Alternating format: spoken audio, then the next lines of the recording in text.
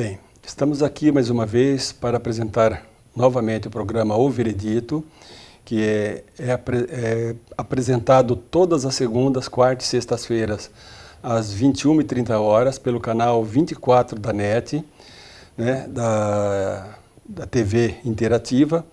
Hoje nós estamos recebendo a doutora Daniele Valde Araújo Giorni, graduada pela FADTU, pós-graduada em Direito Constitucional pela Escola Superior de Direito Constitucional, pós-graduada em Direito Processual Civil pela PUC São Paulo, professora universitária, sócia da Sociedade de Advogados Joel de Araújo. Pois bem, doutora Daniele, está tudo bem com a senhora? Já passando para as considerações iniciais. Olá, é uma grata satisfação estar de volta aqui no programa O Veredito. Tenho acompanhado sempre, parabenizo principalmente por não ser voltado exclusivamente para uma determinada área do direito. Vi que já abordou temas de direito público, direito privado, sempre temas de interesse da população, direito de família, direito do trabalho, direito previdenciário, inclusive situações extrajudiciais que contam com a necessidade do acompanhamento do advogado. Meus parabéns pelo programa e espero fazer jus aí ao convite, esclarecendo a população sobre esse tema tão importante que é a alienação parental, e muitas vezes acredita-se que somente um dos genitores pode praticá-lo. Doutora Daniele, na sua apresentação a senhora praticamente já disse tudo a respeito do que nós vamos tratar aqui, mas eu gostaria que a senhora conceituasse de uma forma mais aberta o que é alienação parental. Pois não. A alienação parental, ela é um ato de interferência na formação psicológica de uma criança, feita pelos pais ou pelos avós, ou mesmo por quem tem a criança em sua autoridade, guarda e responsabilidade.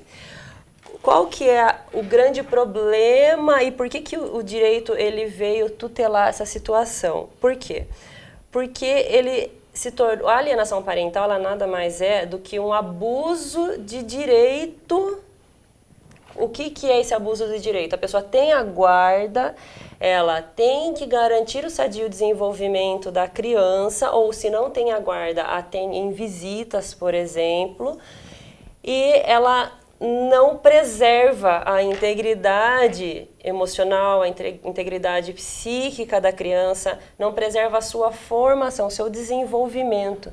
E isso ele é de tal modo grave, por quê? Porque ele acaba por determinar uma deformação no caráter dessa criança ou desse adolescente, que é um ser humano em desenvolvimento. Então, o grande problema é esse abuso moral que vai gerar a deformação no caráter de uma criança ou de um adolescente. Interessante. A gente ouve falar tanto em alienação parental, parece ser coisa de outro mundo. Alienação parental. Por que alienação parental? Porque é praticado por um parente. É uma coisa assim, mais ou menos, para que o público leigo possa entender, não é? Mas complementando aqui, a senhora já disse em poucas linhas, em poucas palavras, quem pode cometê-la, quer dizer, deu a entender. Mas eu gostaria também que a senhora dissesse, quem é possível de cometê-la? É tanto o pai, a mãe, somente a mãe, os avós, quem? Então, esse é um grande problema que se tem enfrentado. Por quê? Porque acredita-se erroneamente que é somente o guardião. Quem que é o guardião? Não vou falar sempre a mãe, porque a guarda não é sempre concedida à mãe, tá? Então, erroneamente se acredita nisso, por quê? Porque não é só aquele com quem a criança vive e convive mais que vai praticar essa possível deformação de ordem psicológica, de ordem moral, imputando falsas lembranças nesse ser humano. É também todos aqueles que convivem tendo a criança em sua guarda ou responsabilidade. O que isso implica dizer? Que não vai ser só o pai, não vai ser só a mãe. Podem ser os avós, podem ser tios, pode ser uma babá que está cuidando da criança e foi orientado foi orientada por aquele que a contratou a ficar falando mal, desqualificando o outro genitor. Pode ser também praticado nas instituições de ensino, ou seja, a pessoa que tem sobre a guarda e responsabilidade também é passível de sofrer as penalidades, as punições da alienação parental. Tanto assim que o artigo 1584, salvo engano, parágrafo 6º, não tenho tanta certeza assim em relação ao parágrafo, ele trouxe até recentemente, por conta dessa legislação mesmo, que é a 12.318 de 2010, algumas alterações no sentido de que aquele pai ou a mãe que não tem a guarda da criança e vai se socorrer, por exemplo, da instituição de ensino ou de um médico para obter informações sobre seu filho e ele se recusa porque não é o guardião ou porque recebeu orientações do outro genitor para assim não fazê-lo, o que acontece? Pode sofrer uma multa de R$200 a R$500. Isso está expressamente consagrado no nosso Código Civil. Portanto, não é só pai, não é só mãe que cometem, que praticam alienação parental. É toda pessoa que tem a criança sob sua guarda, autoridade ou vigilância. Bom, apenas esclarecendo aqui o público, achei maravilhosa a conceituação e apresentação a respeito desse assunto. Alienação parental, a doutora Daniele falou, né, rapidamente, em passar, é falar mal. Alienação parental, é falar mal do outro, da pessoa que seja o pai, seja a mãe, quem tem a guarda. Essa alienação, numa palavra assim, para o público, de uma forma geral, porque os advogados sabem, os estudantes de direito sabem, mas a população não sabe, então por isso que eu estou fazendo essa pequena e rápida intervenção. Só concluindo, esse falar mal, em termos técnicos, seria desqualificação do genitor. Com qual consequência? A destruição do afeto. Desculpa, eu não complementei. A destruição do afeto. E, atualmente, tem-se no direito o afeto, o amor, o carinho como dignos de tutela, dignos de proteção.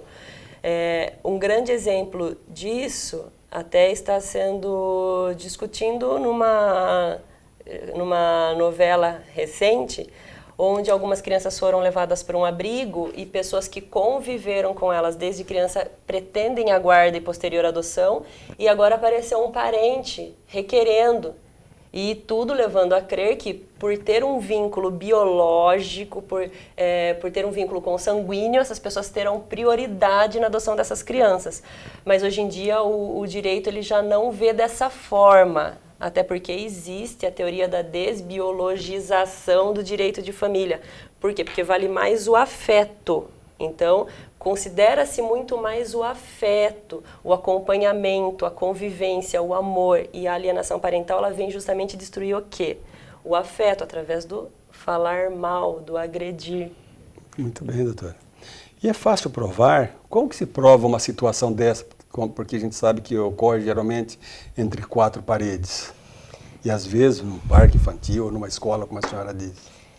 Então, essa situação até quando fui convidada para falar sobre esse assunto, eu estudei muito para procurar situações que tivessem demonstrando uma facilidade na prova, porque eu mesmo, nos meus casos, eu vejo muita dificuldade, um judiciário extremamente tímido, não aceitando as provas muitas vezes que são levadas. Por quê? Porque, como muito bem colocado, muitas vezes acontece entre 4 paredes ou na presença de irmãos, de parentes, de outros familiares, e nós sabemos que no direito, na hora da prova testemunhal, muitas vezes os parentes, os amigos íntimos, que são quem teria mais essa condição de fazer essa prova, são tidas como informantes do juízo, ou então elas, que não significa o mesmo que ser testemunha, vão para falar o que sabe e o juiz vai dar o valor que ele quiser para essa testemunha.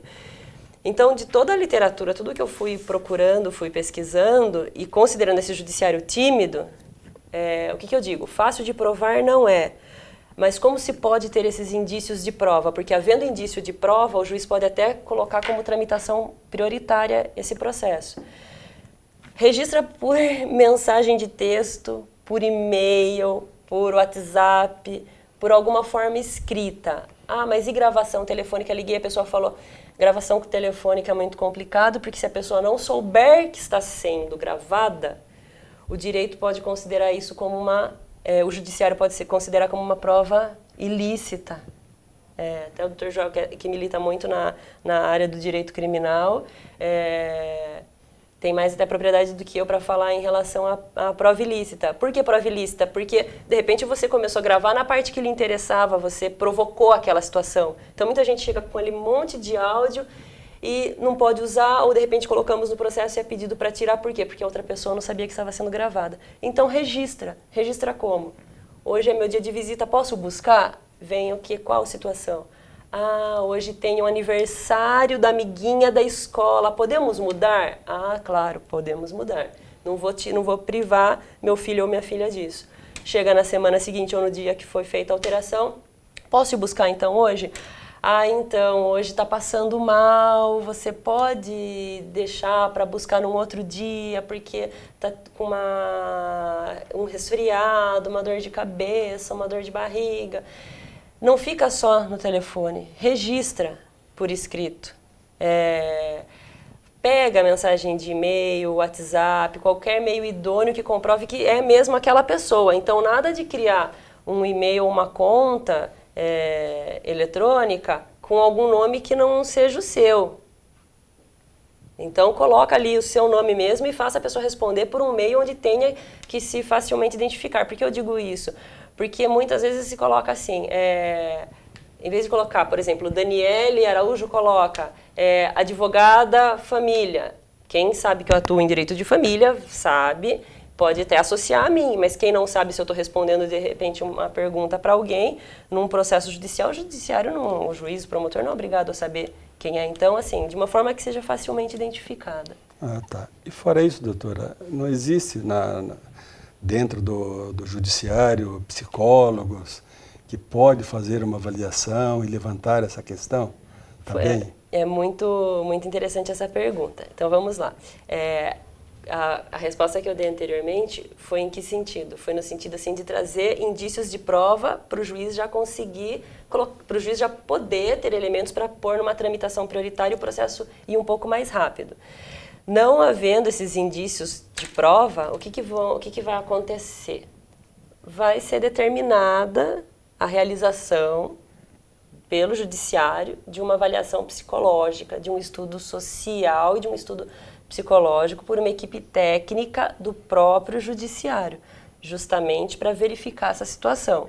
Serão ouvidos pai, mãe, pessoas com quem convivem com a criança, não apenas uma, mas tantas quantas forem necessárias para verificar isso, e depois disso será elaborado sim um laudo pelo próprio judiciário. A lei prevê que isso tem que acontecer em 90 dias.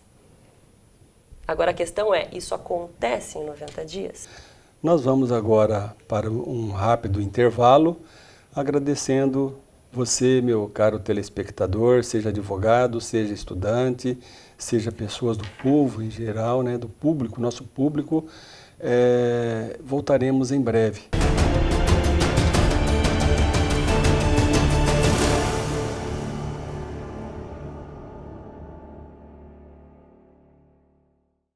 Entretenimento, informação, bom humor e música. Muita música. Ipanema. Ouça. When I see you again.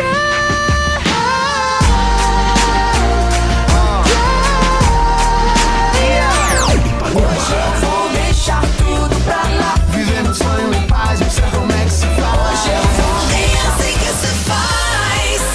Ipanema.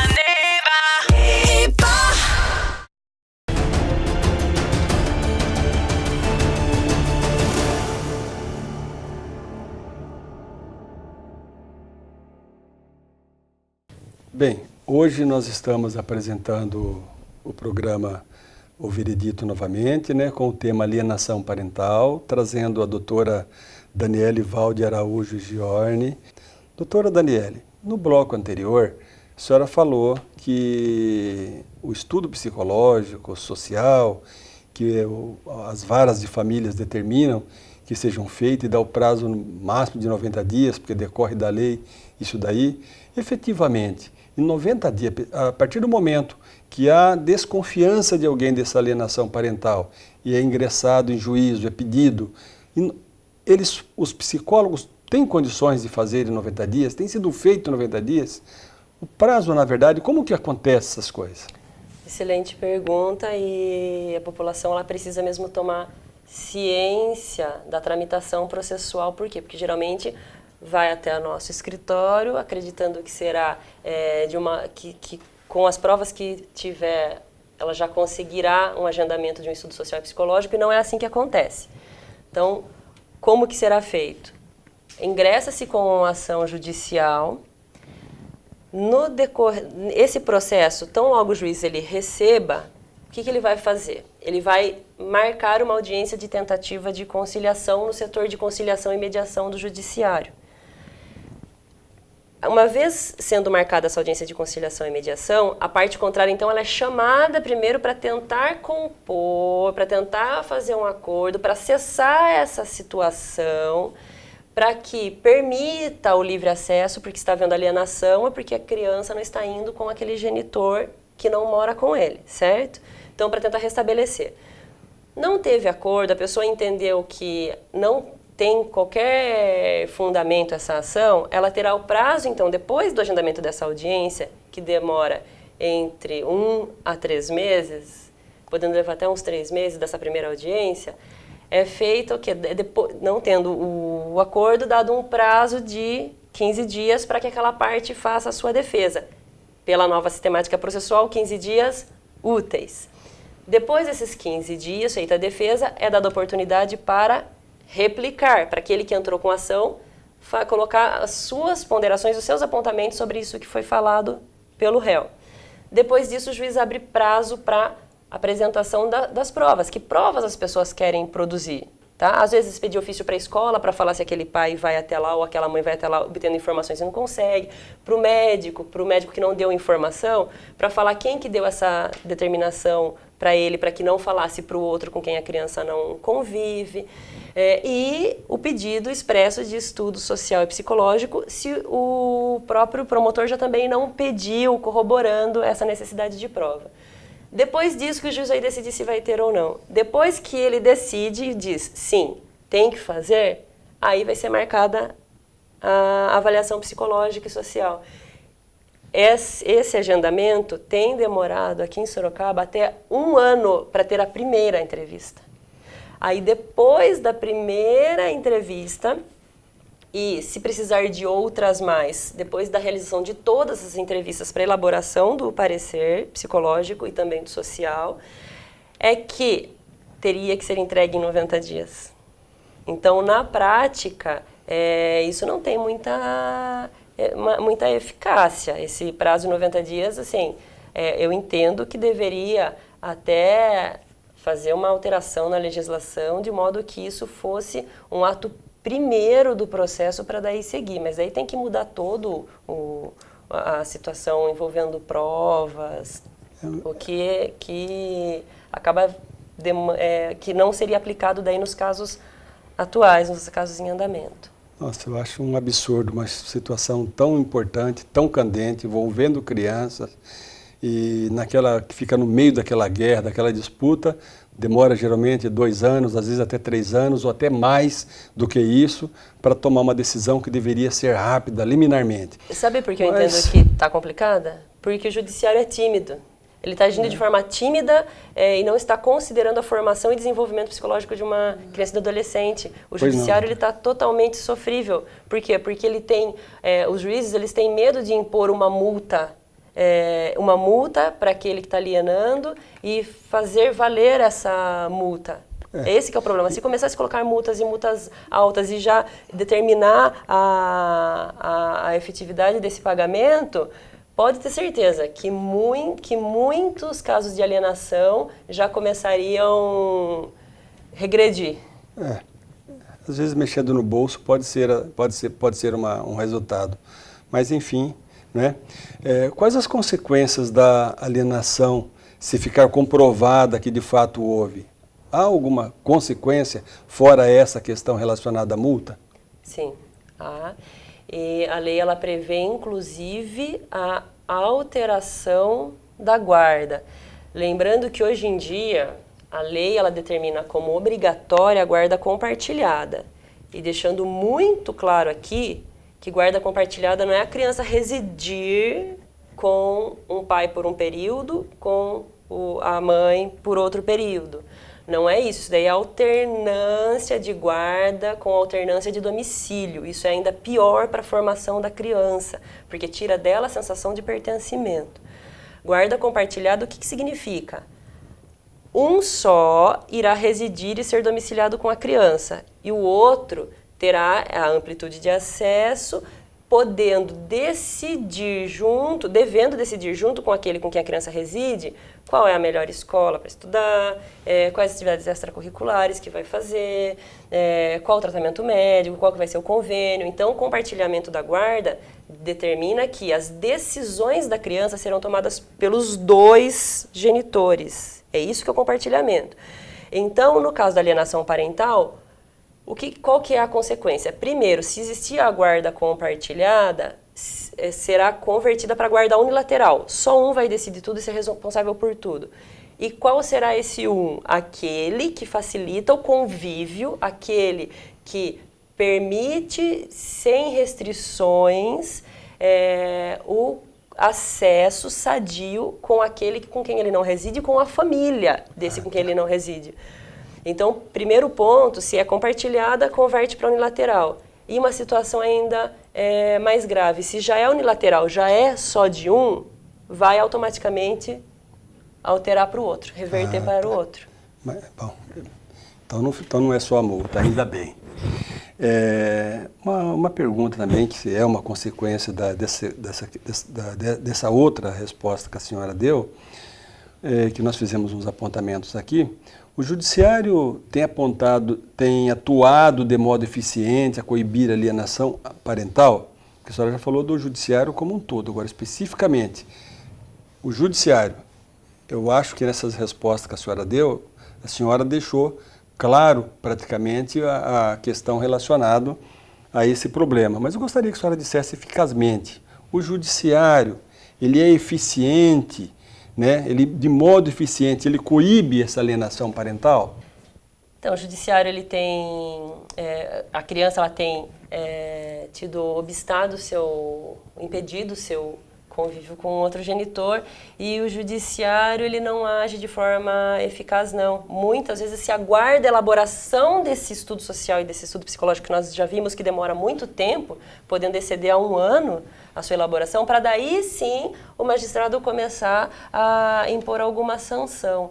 É interessante que as provas elas venham muito claras e muito evidentes, de preferência de forma escrita, através de um meio idôneo e não simplesmente gravado sem que a pessoa saiba que está sendo gravada, para possibilitar essa atitude do magistrado. Recentemente, aplicou-se uma multa alta, excedendo aqueles R$500 que o parágrafo 6º do artigo 1584 impõe para quem frustra informar sobre atividade escolar, informação médica da criança, podendo chegar em 2, 3 salários mínimos. E isso, a partir do momento que é feito, a pessoa pensa 2 vezes antes de começar, de criar caso, de inventar desculpa para permitir o acesso da criança. Então, se o judiciário fizesse isso direto e de pronto, então logo solicitado e visto as provas nos autos, não precisando aguardar a elaboração de estudo social e psicológico, porque o estudo social e psicológico, ele estará nos autos, só que nós sabemos, é regra processual, de que o juiz ele não é adstrito ao laudo. Então, se ele não quiser considerar 100% aquele laudo, ele não é obrigado a fazer isso. Por quê? Porque ele vai julgar de acordo com todas as provas constantes nos autos. Então, o magistrado pode, sim, desde logo, já fixar a multa nos primeiros indícios. Ah, tá bom. Então, a gente observa aqui que o judiciário, ele não é eficaz, como todo judiciário no Brasil, né? Mas numa situação dessa, deveria ser como na esfera criminal, por exemplo, que nós ingressamos, às vezes, com habeas corpus, alguém que está sofrendo constrangimento, ilegalmente preso, e o juiz concede uma liminar, se a autoridade coatora é o delegado de polícia, se é o juiz que está deixando de dar determinada finalidade processual criminal, uma prisão ilegal, aí são os tribunais que de imediato eles concedem. Na alienação parental deveria ser absolutamente quase a mesma coisa. Chegou, apareceu os indícios de provas, é decidir desde logo para que a criança saia daquele mal. Enfim, mas não é assim, nós temos que lutar por isso que nós estamos aqui discutindo esse tema tão importante. Mas aqui, doutora Daniela, já chegando ao final do programa, eu vou fazer uma última pergunta e a senhora vai responder já fazendo as suas considerações finais. Okay. Gostaria de saber como acionar o judiciário para que ele faça cessar a alienação. O que a parte tem que fazer? Se estiver tramitando um processo de regulamentação de visitas, pode ser feito já esses pedidos, inclusive, de aplicação de multa dentro desse próprio processo. Se a criança já não quer mais ter o convívio com o genitor, ou se a fala da criança já demonstra que ela está repetindo as falas do genitor com quem ela convive ou de algum outro parente, é interessante ajuizar uma ação de indenização por alienação parental. Por quê? Porque aquela destruição do afeto está vindo através de uma pessoa que está excedendo o seu direito, seja de guardião, seja de visita. Isso daí é um abuso de direito, isso implica uma responsabilidade civil. Responsabilidade civil, combate-se, busca-se a sua reparação através de uma ação de indenização no Poder Judiciário, certo? Fazendo instruir desde logo com todas as provas que eu já falei ao longo do programa. Tá? E para finalizar, então, eu queria deixar bem claro que a alienação parental ela tem que ser combatida de todas as formas, lembrando aqui que não é só aquele com quem a criança reside que acomete, mas todo aquele que tem sob sua guarda e responsabilidade e autoridade, então pode ser avô, avó, o pai, a mãe, tios. E